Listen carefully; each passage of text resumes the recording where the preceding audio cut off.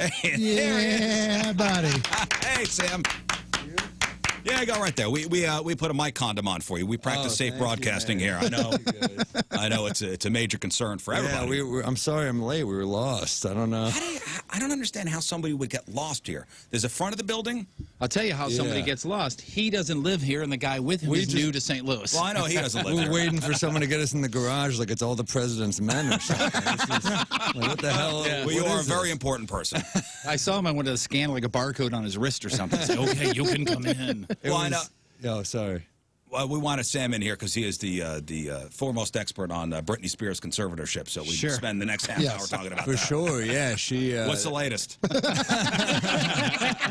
I mean, so she's out, right? The dad is he's no longer in control, as far as I know. No. Yeah. That's like that'd be great if she goes even crazier now. They just find her like naked on the strip somewhere. Like, wow, it turns out he was doing a great job. You're not far off, man. Right? Yesterday on Instagram, she posted a bunch of nude photos. What I say is Britney is like Afghanistan. Like, sure, it was bad to have him there, but look what happens when we leave. Yeah. Right? Yeah. Look, I mean, the Taliban came right in. Yeah. Took back over. Yeah, show them those pictures. Pull up those Instagram pictures. Yeah, now that her dad's not in charge. Whoa, I guess he laid out your clothes every day because you don't have Yeah, any. you know, Dad took all of your clothes with him when he left. That's the problem, apparently. Look at this. Or not a problem. I wouldn't call it a It's problem. definitely not a problem. Yeah. oh wow. Yeah, I mean, like, Yeah. Yep. That's messed up because you know he follows her. Oh, You know, that's like kind of a wow. Yeah, she still looks great. I mean, that's one of those things that's got to hurt him. He's like, man, not only am I not in control, I've got to look at my naked daughter. But he's into conservatorship. Maybe he's into that. I don't know. Maybe she's teasing it, right? Oh, man. If you're into that kind of control with your daughter, you kind of want to have sex with your daughter, don't you think? I think, yeah. A little bit. Gracious. who knows? With that family, with the characters that are in that family, you will never know. Yeah. Especially him. He's a nutcase. Oh. Yeah, it's not like he's an outlier of the family. It's full of nuts, man. I know. I do want to bring up something pretty important. Sure. And I was kind of teasing this before you came in. There is a COVID link to something called Restless Anal Syndrome. Yeah. Restless Anal Syndrome. Wow. And this is, I guess, something we need to worry about. Will you please tell me what it is so I can know if I'm going to be... I mean, I'm not ultra paranoid, but I don't want this. Yeah. I do remember last night, my anus was fairly restful. Is this like restless leg? Yes. But your butt won't go to sleep, so you're just so your diarrhea. Is Like that what it is? my anus needs a full 8 hours. Yeah, I'm telling you. Boy, my anus is tired today, guys. So the newest symptom connected to COVID is called Restless Anal Syndrome. A 77-year-old guy in Japan was diagnosed with it, and it's the first time it's been linked to COVID-19. It's related to Restless Leg Syndrome, which is when you have an uncontrollable urge to move your legs. It's just up higher. Except the urge only existed in the man's anus. Wow. So what, did he just have to... did he just feel like he constantly had to go? Yeah, that's it. He constantly That's the felt worst. like he needed to use the bathroom. But it never gave him any relief. So he'd go and move his bowels and just would not, when you have a good BM. Oh, it is. It's a day changer, is it not? I like to smoke a cigarette after. Yeah. Do you? That's brutal, man. I bring a ton of Pepto on the road just because travelers diarrhea. You never know what you're gonna get. You want to try the local cuisine. I'm told to go to Pappy's or wherever I have to go here. Yeah. But that's rough. You want the relief. Not saying that Pappy's gives you diarrhea, by the way. Very good ribs there. Very good. Very good ribs But there. I tell you what, when you have a good movement, there's so many things that's so good about, like you feel good about. It's soul cleansing. Like it's soul cleansing. You feel as though maybe you may have gone down a jean size. You feel better about how you look. And also, this is something that, as a guy with Crohn's disease and now cancer, you look at it and you go, man, I must have ate well. Good job. Yeah. You know what I mean? When I went in with my kidney issues, like, that was one of the things I had. Like, and I don't know if it was exactly that, but I would go to the bathroom, and then as soon as I would get up and walk out, that feeling was still there. And I was like, oh my God, did nothing just happen? What the hell is going on? Well, it's and it like- was zero relief. It's like sex addicts, right? Where you're like, that sounds really good, but then they're like, no, they never get relief. Right. Yeah. The best part of it is the end usually, and they don't get that because they're like on to the next one. I mean, speaking of that, you had me laughing on your, I think it was on your Twitter account. There was an article in the New York Post about, Stevie Van Zandt from sure. Sopranos and the E Street Band. So he was addicted to threesomes. Are we all not addicted to them? We just don't get to do them. So back in the 70s, he was, quote unquote, addicted to threesomes. And Sam wrote, "You are brave to share your struggle." Well, everyone's an addict. If there's not a support group, you're not an addict. There's no one. By the way, there's not a support group because you want to tell people your name if you're having threesomes. Your life is good. Yeah, it's all these celebrities. Like when David Duchovny's like, "I'm a sex addict." I'm like, "No, you're a rich, handsome, famous man." That's what happened. You're addicted to what you can get. When you're addicted to threesomes, meaning you've had too many threesomes, Right, yeah. where it's become a problem. Yeah, nobody's ever said, "Hey, I'm addicted to threesomes," and keep my name out of this. Okay. An addiction to whatever is something that gets in the way of your daily life and actually functioning in society. Where your threesomes is now affecting you functioning in society. You can't get stuff done because you're having too many threesomes. He's got a busy. That's the thing is he's got a busy schedule. So it's probably like he's Sopranos and Springsteen. That's all. But also it just really means he has a cool wife, right? You're addicted to threesomes. No, you married into a cool thing here. Like she's very open. When you marry a rock star, you're probably just like, yeah, I'm down with threesomes. Yeah, because I'm gonna have to be down. I don't think Doug from Sitco and Festus is going, yeah, I'm addicted to threesomes. It's crazy, man. Nuts, man. I'm that's trying not to get available help. for him. Trying to get help. Every time I do it, I regret it. Also, nobody believes you, Doug. Yeah, right. Yeah. They go, yeah, sure you are. I'm addicted to making money. But I believe Stevie Van Zandt is had many a threesome. For sure, yeah. Very handsome and talented man. But this restless anal syndrome, let's get back to this for a second. Sure. Yeah. So this guy always felt like he had to go to the bathroom, spent 3 weeks in the hospital with COVID. Wow. And then got home, and that's when the restless anal syndrome started. Oh, man. I thought they were going to say they put the ventilator in the other end. I don't know what they do. That's brutal, man. That's poor guy. Yeah, that's So doctors did a colonoscopy. They couldn't find a cause of this thing. So they think it's neurological, just like restless leg syndrome is. So I don't know. I don't know how you cure it. They gave him Klonopin, and I guess that helped. Yeah. Wow. Klonopin, that's a magical drug right there. That really, man, what can it do? That just calms, I mean, It calms you down. I feel so bad for people that need like the heavy stuff because I'm pretty good. Like drugs hit me unless like a muscle relaxer, but if I need a high dose. But if it's something like that, I'm like, man, I remember one time I was talking to Artie Lang, and I literally, he was like, I can't sleep. And I was like, oh, man, you should try melatonin. And he goes, Sam, I'm a heroin addict. I have a feeling melatonin's not going to have a huge effect. I was like, sorry.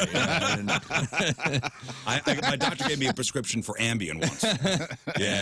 And it was like, hey, here's like 30 Ambien. And if you need more, just let me know. It was an open-ended prescription.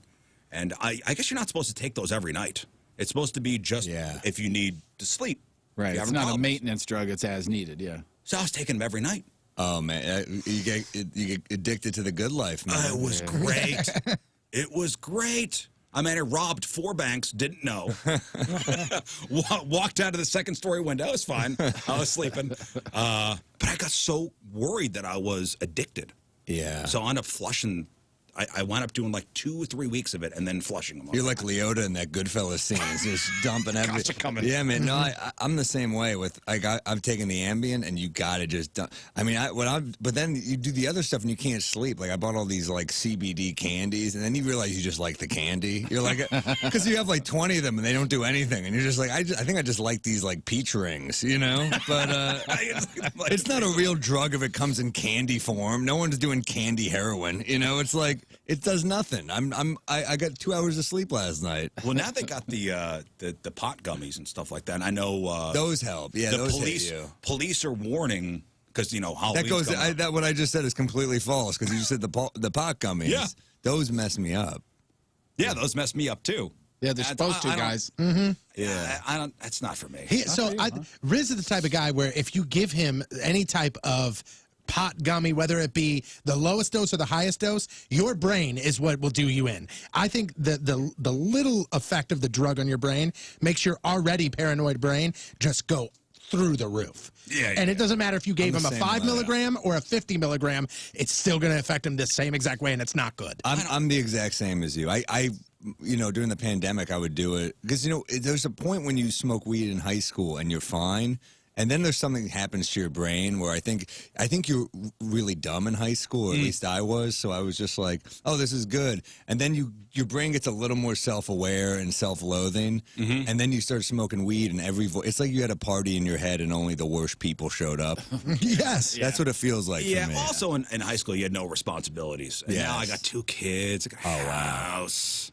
Yeah. All you know. Yeah, when you're in high school, it's really cool to smoke pot and think outside the box, man. But when you're an adult and you think outside the box, that kind of sucks at times. Well, because outside the box is all the responsibilities and all that stuff, right? Well, for sure. But you just said, you know, I got kids. Like I just the picture like a one of those like anti-drug ads. Just sounds like "Hi, Dad" or something. Like your dad is high. To me, it's hilarious. But then you're like, if you're a kid, that's got to be like he was always high. I mean, you're not doing anything bad. You're like sitting on the couch smiling for the most part, but like you're in your head. That's kind of scary. I love the stories of people who become adults and they didn't know this, but their parents were getting high every night and they had no idea. That's the story of my father. I've told you a million times. Really? My dad was a blue collar worker with his hands and stuff, very mechanical. He was a sheet metal worker, and yet every summer he had to spend days and hours in the garage working on the lawnmower. And every time I would go out, there was just this cloud. We didn't have grass, Dad. Yeah, it was a cloud of smoke. He was, I can't get the thing running, son, like that. I'm like, oh, okay. But he was smoking cigarettes and covering it up.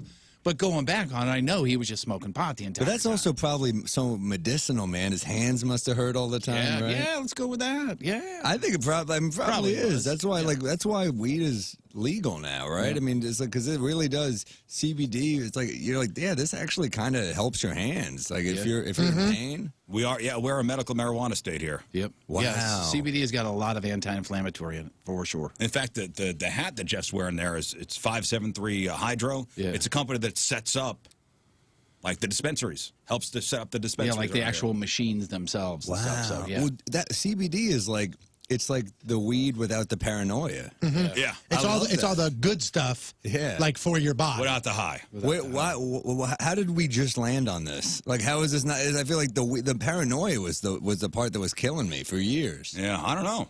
Yeah. What was this? What made the switch? Yeah. Maybe the technology, the ability to actually pull just that out without the high. Yeah. Maybe. Maybe people great. just wanted it for long enough to where eventually that sort of thing changes. I mean, the same thing with booze for a while. You know? Yeah, we got to get the part out of booze that makes you want to drive home. That's what we got to Yeah. So Sam Morril is at a Helium Comedy Club. He's got 2 shows tonight, 2 shows tomorrow. Last time you were here, it was years ago. Years ago. Yeah. Where you had made mention of being in a movie. And really didn't say what it was. And that movie wound up being Joker. Yeah. Well, I thought they were going to cut me out. I was like, why the hell are they going to keep me in this movie? So you weren't being mysterious. You just weren't sure if you. Yeah, it was just like, what am I going to brag about being in Joker? And then you guys are like, you're not in Joker. Yeah, you know? Remember the guy who said he was in Joker? Yeah. Well, and it was shortly thereafter that the movie came out. Yeah. You were here in 2019. The movie came out. I'm literally only in the movie because Todd Phillips is like the nicest guy, and he was just like, I don't want to cut this guy out. Probably. I mean, like literally, like he's like, yeah, it makes sense to like have him in this scene and. Dude, Todd Phillips is like the nicest, coolest guy. You know, it makes no sense. He's had so much success. That's somebody who I'd love to meet. He did Old School. The Hangover movies. Old School is like, man, it makes you realize those 2 movies. You're like, oh, there aren't that many good comedies anymore. Isn't he the I'm here for the gang? That's him, right? That's him. He's the guy in he did Road Trip, you know, which I like. Road Trip is great too. But he's the guy who's like trying to suck her toes. Yeah. Which, by the way, like not a lot of guys are going to cast themselves as that. Dude. Maybe Tarantino, but you know, for the most part, you know. But yeah, you remember that, Rizz? Oh yeah, oh yeah. And how about it's a signed photo? Like Patrico's got a picture up on the screen. It's of a photo as signed by Todd Phillips, and he's licking somebody's toes. You said that you weren't sure if you would get cut out or not. Yeah. At what point do you find out? When you watch it? Oh, a comedian, Brooks Wheelan, DM me, and he was like, "Hey, just saw the Joker, you're grading it," and I was like, "What?" Left it in. I was gonna say, did you go to the premiere? No, I didn't go to a premiere, but I saw it. I saw it with my mom, who was just like panicking the whole time. She's like, "Well, you're in it. I want to see it with you." And then I was like, "This was not the person to see this movie Yeah, it's with." an intense movie. Yeah. Oh, dude, it's the darkest movie. It's crazy. But yeah, I'm literally. It was like such a fun thing to shoot because I'm literally in Dangerfield's Comedy Club, which is no longer there. By the way, Dangerfield's like my favorite comedian ever, but the club is gone. It was like this dingy club. It was perfect for the movie. It was like one of those clubs where Dangerfield wouldn't even do drugs. He wouldn't even hang out in his own club. He was like, this club's a dump, I'll tell you, you know? But, so he would do drugs at Comic Strip, you know? So, but yeah, so we're in that club. I just shot with Gary Goldman, who, We've had him on. Great comic, Yeah. you know, and Gary is in the scene before, he's in the early in the movie, he's the comedian that, you know, Arthur Fleck, the Joker, is he's taking notes. He's like, this is the comic I'll watch, and he's laughing at all the wrong parts just to show he's nuts. And Gary, they didn't tell Gary that he'd be in the crowd. So Gary's got, you know, he's got kind of a fuse on stage because he's such a guy who plays with the silences. He's such a wordsmith. So when he hears chatter, he gets annoyed. And now he's hear chatter, he hears a guy just laughing at the wrong part. And he's like, this is an extra trying to get on camera. I want to kill this guy. He's ruining my moment here. It's Joaquin Phoenix, you know? Oh, my God. So he comes back. He's like, Joaquin was messing with me. It was pretty amazing. And then I'm like, oh, this is cool. It was some weird flooding in New York that day. So we were like just trying to not get soaked on the way to the club. You know, they're like having umbrellas over us. I remember I walk in and Todd Phillips, I'm like, hey, so do you want me to like, it says I'm an open mic, or do you want me to like eat it on purpose kind of? And he's like, do whatever you want to do. And I was like, well, I'm doing my material, right? He's like, yeah. I was like, well, then I'm not eating it. I'm doing well. Yeah. So what's cool is like, I'm not an actor. So I'm, you know, this is a crowd full of extras who are supposed to laugh at my stuff. But, I'm kind of like, well, what I'm gonna do is I'll do a different joke every take. It's like 15, 20 takes. I'm gonna do different material every take. He's like, just make sure it works in the 80s because it's a 80s movie. And you know, they're laughing, they're good. And Chris Redd from Saturday Night Live, he's a friend of mine. He's hosting. He's the guy who brings me up. By the way, he looks like Pryor in the thing. I'm like, this dude could play Richard Pryor. Isn't he a St. Louis guy? Yeah, he is. Chris Redd? Yeah, I think he is. Yeah. Wow. And you know what? I didn't even know that was him. He's almost unrecognizable. Yeah, he's so, I love that dude. But anyway, he's hosting and he's getting annoyed because Chris is a funny comic, and Chris is like, I could be killing right now, but all I get to do is go, your next comedian, Sam Morril. and for some reason they just use my real name. Yeah, which is I was about to hilarious, say they even used though- his real name in a major motion picture, and I was at the movie theater with my wife. Yeah. And I go, oh my God, he was on our show not too long ago. I know him. You stood up and yelled at. Yeah. It's like it's funny because you don't even really see me, and it's like the most. You're on a screen, on a TV screen. They follow him going on stage. So it's like I'm in the backdrop, but you hear my bit. He used a full bit of mine, and it's so funny. Like every bit hit except one that I did. It was too vulgar, I guess. And we have this thing, you know, as comics, you get a light to wrap it up, like a red light will flash on. So that means you have like 2 minutes left. But well, on a movie set, I'm not. He's just like, Todd will be like, all right, get off, and then I have to just run off stage. And I don't realize. I'm like, he says, get off. I'm like, all right. I'm like, let me finish this one. He's like, no, Joaquin's coming in. Get off. No. So I'm just ruining, you know, union time or whatever on the. But the whole crew is cool as hell, and then after me, Joaquin goes on, and you obviously got to meet him, because that's a I wasn't going to talk to him, but he was so friendly. So that's that was a dark scene, though. So dark. And what's cool is that, like, as an open micer in my day, I had seen dudes like that. So you're like, oh, this is a real guy. And Joaquin just owns the bomb in the way where you're like, this is cringeworthy. It's brutal. But that's why it's a great scene. Yeah. I mean, he's one of my favorite actors ever. I've loved that guy ever since I saw him in To Die For. Remember that Nicole Kidman movie, Gus Van Sant? One of the best dark comedies How about ever. in Parenthood. He was That's the right. kid in Parenthood. And he's amazing in Gladiator. Yeah. That's an awesome actor. You never saw Joker, did you, Jeff? Not yet. Oh, it is not a superhero movie. Yeah. Don't think It's of it a as a dark superhero ride. movie. It's a dark ride. It is. Take a dark ride. The scene that Sam's in is the Joker. He couldn't follow me on stage, and that's when he became the Joker. There you go. I mean, Yeah. that's his origin story. is Crushing that people is what you're doing. So he wants to be, a comedian. So he goes up there and reads from his book and totally bombs. But in his head, he hears everybody laughing at first. It's kind of like Hitler with painting. If the crowd could have just gotten behind him, we could have avoided a huge catastrophe, you know? But that particular scene is a setup basically for him. It's cringeworthy, and he's he's one of my favorites ever. He's so great and was such a nice guy. What an honor, though, to be in that movie. That was such a big movie, too. I couldn't believe it. I thought Todd Phillips called me to tell me I was in it, and I thought it was like a prank call, so I wasn't that cool to him out of the gate. He was like, "Hey, it's Todd Phillips," and I was like, "Okay, dude." I was kind of like, It's amazing the amount of people that have come in here and gotten that first big call or gotten a big call and they didn't believe the person on the other end. I was couple. nice because I was like, maybe it is, but then in your head, you're like, this isn't Todd. But my agent gave me a heads up that he might call. And I was just like, all right. But in my head, I'm like, Todd Phillips is in. Like, I remember supposed to go to some bar mitzvah when I was a kid, and we just didn't go, and we went to see Road Trip. And I was like, this movie's awesome, you know? I love Tom Green, so I was like, it was great. But, I've liked his work for so long. And who would have thought? Flash forward a couple of years, and you're actually in a Todd Phillips movie. Yeah, it's pretty cool, man. And it's like the biggest. I think it's the biggest rated R movie of all time. It is. And It's the most messages I've ever gotten. I'll post like videos sometimes on TikTok because it's a different audience. I'll post stand-up videos, and it's literally like so many comments are like, "It's the dude from the Joker." It's so funny that that's where you know me from. I'm like, oh, he's a real comedian. I was like, yeah. Or the best messages you get are people like, "Do you know they used your bit in the Joker?" I'm like. Yeah, Todd Phillips isn't the fat Jew. Like he's not just yoinking my act.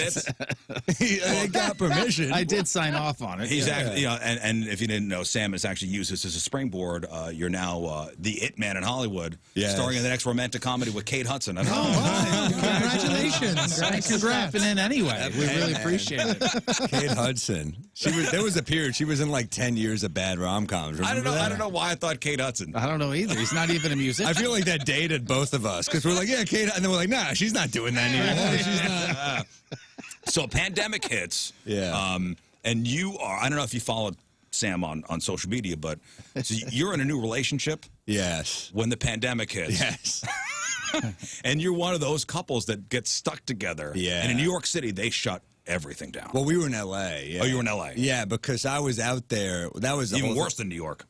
Way worse. And that was, at the time, actually, it probably wasn't as bad yet, but then it became worse. So, this is like March 12th, maybe, of last year. So I'm supposed to be in Phoenix, and my agent's, I'm like, am I going to Phoenix? Because I hear the country's shutting down. Rudy Gobert just shut down the NBA. So you're The like, 13th is when the president made the announcement and everything kind of shut down. for sure. So, this is, none of us have ever dealt with anything like this before. So my agent's like, we'll figure it out in the morning. I'm like, the morning? Like, all right. There may not be a morning. I was making fun of the pandemic. I was like, we were in a Vons grocery store in L.A. and I was picking up like little, Italian roast coffee. I'm like, a bad time for some Italian roast. And she's like rolling her eyes, because Italy was shut down. I'm making jokes about the pandemic. I'm like, oh, then the country shut down. I'm an idiot. So I'm stuck there for 5 months because she was just like, let's not try. I've never been away from New York close to that long. And it was mad. I'm not an LA guy. I can't drive. It's just not my scene really. But all of our lives were changed. And people looked to you guys almost as like the guinea pigs on what it's like to be in a new relationship and quarantined together. Are you guys still together? Yeah. Wow, yeah. it worked. It worked. I mean, Love persevered, guys. Damn it, it wasn't gonna. It wasn't. It wasn't smooth sailing. We broke up on the way there a couple of times, but like, yeah. I mean, that's the thing. You're living together. We're both comics. We're both needy. We both were like spiraling, kind of. But we had a great. It was a weird thing that it was like the best worst time because I think as she described it at first, she was like sleepover. We're gonna watch all these movies. Cut to like a weekend. We're like, this is horrible. Like we're so used to doing stand up. So I was going a little nuts. I'm getting phone calls from all these comics who are like, that was the weird thing about the pandemic. You get phone calls from like people you never talk to on the phone. Yeah. That was the weirdest part. And then, the other people. Checking in. Hey, just checking in. Yeah, I'm like, hey, Dad. And no, but it was strange for sure. Being in a new relationship. Well, I don't know. You made your way back to New York and you started doing these rooftop shows. And actually, your thing on YouTube, it's called Up on the Roof. It's a full special. I mean, it's got over 1 million views. Yeah, it was funny, man. I just, it's at that point you're like, man, I am mentally ill. You're just like, I went to Instagram. I was like, if you've got a roof, a mic, an amp, and some friends in White Claw, I'll come by and do a set. And then it was kind of crazy how many people got back to me. I think people were so hungry for entertainment.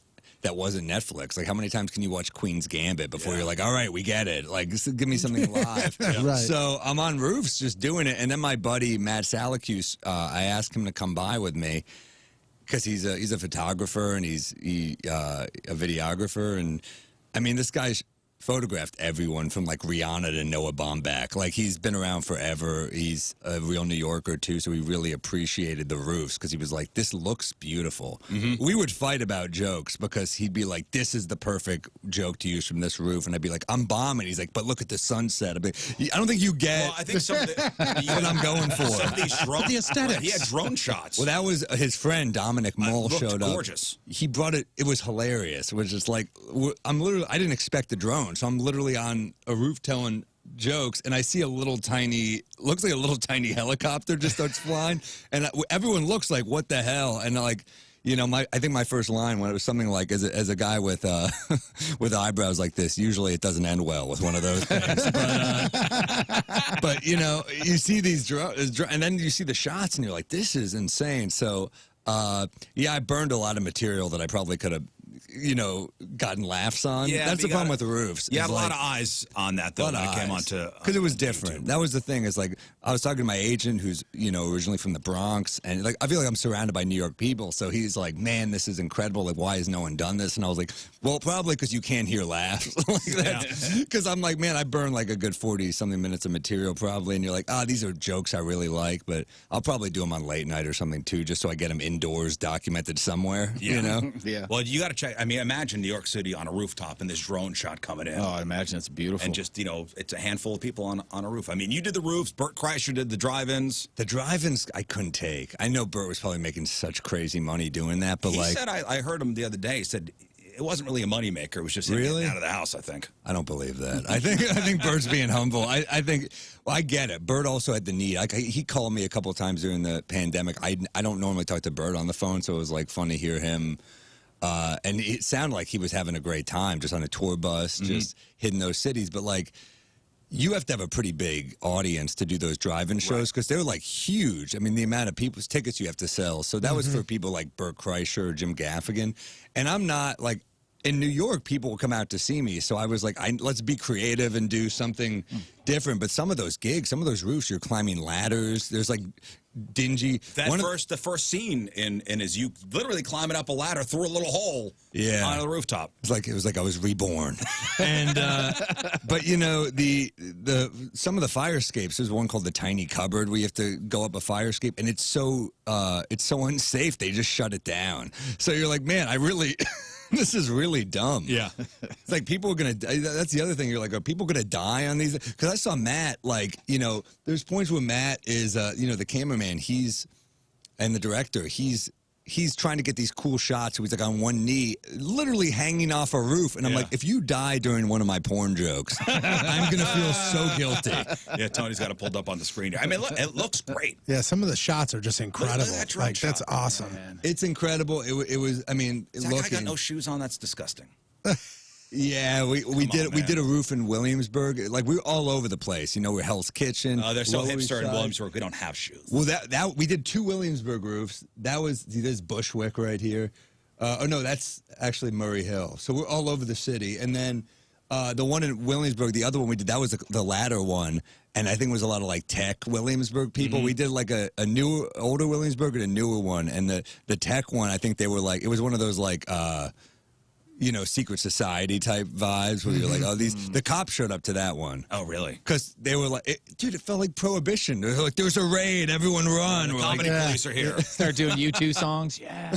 And before I let you go, you do have another documentary on the reopening of New York City comedy clubs, which is up on YouTube. It just came out. It's called Full Capacity. All your favorite comics are in it. I got, you know, Colin Quinn, Dave Attell, Taylor Tomlinson's in it, Ronnie Chang, Ray Romano. I got like so many cool comics are in it. It's really, really fun. Great. It's a feel-good thing, but it's bumpy at first because it's like the sadness of bombing in the clubs again, but then it's called Full Capacity because it ends at full, so it's pretty damn fun. Well, are you guys doing comedy in New York behind plexiglass? Not anymore. That was really odd to see. The doc opens with Bobby Kelly talking about how much he hates doing fat jokes with plexiglass in front of him because he's like, I have to see my neck wiggle.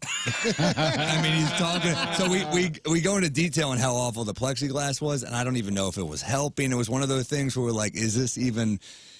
I don't know. There's so many great moments in that doc. I mean, there's so many comics just sharing these uncomfortable moments, but there's Colin Quinn is kind of like the godfather of New York, as is Dave Attell. Like, I feel like every comic looks to those guys as like the wisdom.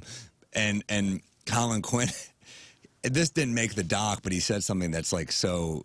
It's weirdly uplifting, the doc, because like you see, we're gonna come back from this. It's gonna be okay again, but it's, you know, Colin is, you know, I say, is New York ever been this bad before? And he goes, are you kidding? He goes, now when someone gets pushed on the train, it makes the news. Think about that. Right? It's like, yeah, I mean, you need those voices to remind you, like, the people have been through bad things before. We're gonna get out of this. It's gonna be cool. Yeah, but yeah. Watch that doc. I'm gonna watch it. It's free. really, It's free really. up I on guarantee YouTube. you'll like it. It's a lot of fun. Well, dude, with all the success you've had, Thank you, man. being in a movie, doing your own documentaries, I think I still can't sell out in St. Louis. So, well, I think this will be your greatest achievement right here. We're about to present you the Rizz Show second timer certificate. Whoa! Congratulations.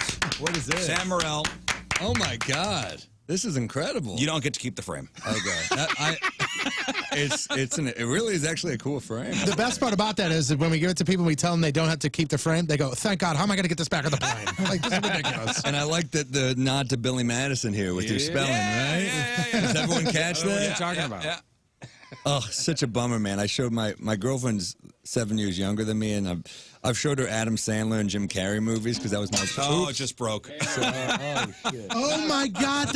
You broke it. Now you have to take Hilarious. it. Now I'm you showing have my to take it. girlfriend who's younger. Certificate. I'm showing her Billy Madison and, you know, all these Adam Sandler and Jim Carrey movies Yeah. in the 90s. You know, like, they just act like they're mentally handicapped. That's the joke. And I'm like, it was a different time. At the time, you had to be there. And all That Adam was back Sandler, when we liked corn too. all Adam Sandler needed to do was go zippity-boo, and you're like, yeah, that's the best. All right, Sam Morril is at Helium Comedy Club. He's got a show, 2 shows tonight, 2 shows tomorrow, 7:30. And Last 10 night o'clock. was awesome. They come out. It was such a good time. Hey, we love having you on. And hopefully you for next time having you me, come in, man. you'll get the third timer certificate and not break the So frame. glad he's got shoes on, because if you step down right now. Oh, my God. Oh, don't step down. We do got broken glass. Die hard. All right, we'll take a break. We'll come back with the real fake results.